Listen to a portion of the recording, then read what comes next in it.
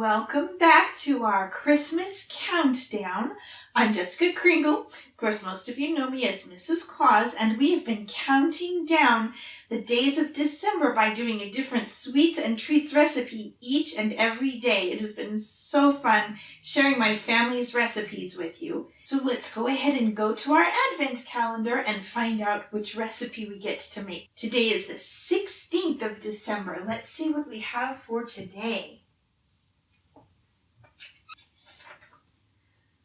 My mom's peanut butter balls. So we're going to make those.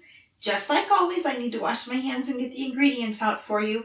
Now, if you would like to get the full recipe, you can go to www.crafterscountdown.com and you'll have a downloadable PDF you can find there. All right, I'll be back with you in just a few minutes. Alrighty, my hands are clean and we are ready to go. Now, I love some of these candy recipes. Their ingredients are so simple. What's a little bit more involved is the process of making the candies. You need to start with some confectioner's sugar, and I've measured that into here. This is one of those recipes that's really simple to make a half batch if you want to also. So to this we will add our melted butter and rubber spatula just to make sure we don't waste any. We get all of our measure in there. Now I did play around with the measurements a little bit because I know that in the written instructions it says that we're going to add an entire box of confectioner's sugar. If, like me, you like to buy things in bulk, especially since we bake so much around here, 3.5 cups is what is contained within a regular box of confectioner's sugar. So if you're using larger, you can just do the measurements. The recipe also called for 1/2 quart of peanut butter, old-fashioned peanut butter, and so the measure on that would be 2 cups for a 1/2 quart. And so, if you, again, buy in larger bulk or you don't buy pre-measured, I like to go to, when you talk about old-fashioned, you can't get much more old-fashioned than this, one of those machines where you pour the peanuts into it, flip the switch, and out comes your wonderful peanut butter. No sugar, no salt. It's just squished peanuts and it's perfect. So I had to measure for that. So those are the measurement crossovers that you can do if you're going to, be buying bulk. But we will add our peanut butter also. Nice and thick. And yes, the oil floats to the top if you store it for any length of time. And so you'll need to stir it before you begin your measuring. That's fine. Right, and then we're going to simply mix this up. So you can use a fancy blender, hand mixers, or the old mussels there. I'm going to use the easy ones, so you get this over there.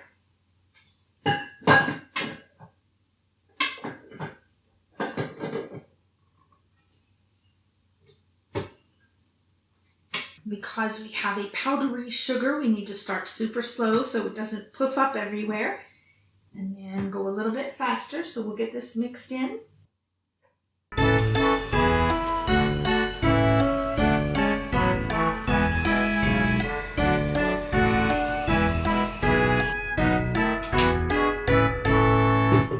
If you've been watching, you know that I'm rather fond of the smells that come off of these things, and I do rather like the smell of peanut butter also, so this is really good. All right, and that is all that we have for the centers, the peanut butter centers. Makes it nice and creamy. And then we're going to form 1-inch balls, just like the other round things that we've made, and place them on a cookie sheet. Now we're not going to bake these, so it's okay to put them really super close together. What we need to do is, after we've rolled all of our dough out into little balls, we're going to place the cookie sheet in the freezer for half an hour and let those get really hard and solidified and cold. And then I will show you what to do next. we also need to take the chocolate and the paraffin. I know when I was a little girl, I saw my mom put the wax in there, and I thought it was kind of gross. So it's like, oh no, what? And she explained that there is wax, paraffin, in chocolate. That's what helps it hold its shape. And you just put a little bit in there so that, it melts in your mouth, hopefully. So that's what's going to help our semi-sweet chocolate morsels stick to the peanut butter balls. So once we get this into the freezer to start cooling, I'm also going to go ahead and place the chocolate and the paraffin in a double boiler so that it can melt also. And then I'll show you the process for getting these covered with chocolate. All right, give me just a bit to get these rolled out, and I will be back with you in about half an hour when these come out of the freezer. I've taken these out of the freezer, and I have melted our chocolate and paraffin together. And now what we simply do is we take a toothpick, poke it into our really cold little peanut butter balls, dip them in the chocolate, make sure they're nice and covered, and then we set them on here to cool. We do that again. So take your peanut butter ball, dip it into the chocolate,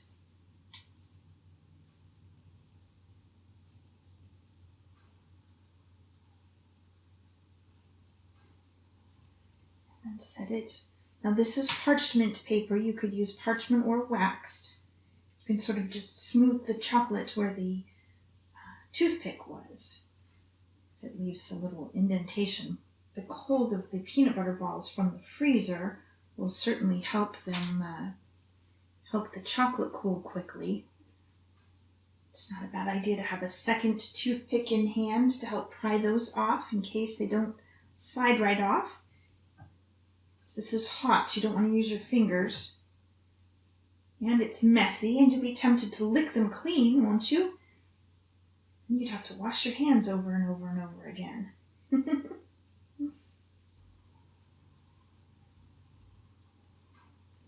And that's all that there is to it. So I will go ahead and finish this up and keep dipping these and put them on a tray so that we can have them for a nice Christmas party. I hope that you'll give these a try. Let me know what you think. Thank you so much for joining me. I have had so much fun cooking with you and showing you these recipes, and I do hope that you'll join me tomorrow, December 16th, when we find out what sweet or treat recipe from my family recipe box we'll be making. And don't forget you can get these recipes in full at www.crafterscountdown.com. All right, thanks so much for joining me. Bye-bye.